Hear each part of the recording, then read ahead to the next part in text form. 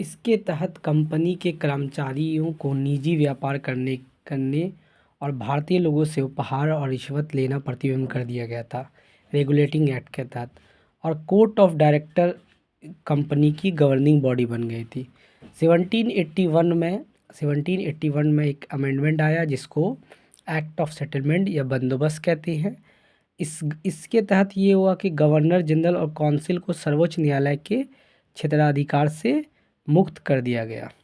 ठीक है, अब इसमें यही है कि इसमें इम्पोर्टेंट ये है कि इसने कानून ने कलकत्ता के सभी निवासी को सर्वोच्च न्यायालय के क्षेत्राधिकार के अंतर्गत कर दिया और न्यायालयों के हिंदुओं को निजी कानून के हिसाब से हिंदू तथा मुसलमान के निजी कानून के हिसाब से मुसलमानों को वाद मामले तय करें। इस कानून ने ये व्यवस्था की कि प्रांतीय न्यायालय की appeal governor general in council के यहाँ दायर हो, ना कि सर्वोच्च न्यायालय में।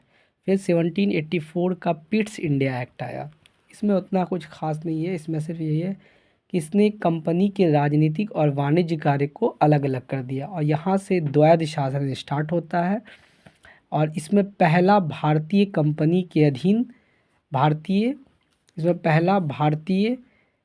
भारत में कंपनी के अधीन क्षेत्र को पहली बार ब्रिटिश अधिपत्य क्षेत्र कहा गया। दूसरा, ब्रिटिश सरकार को भारतीय कंपनी के कार्यों और उसके प्रशासन पर पूर्ण नियंत्रण प्रदान किया गया। 1786 का अधिनियम। 1786 में लॉर्ड कॉर्नवालिस को बंगाल का गवर्नर जनरल नियुक्त किया गया। बस ये हो गया। 1793 का फिर चार्टर एक्ट आता है।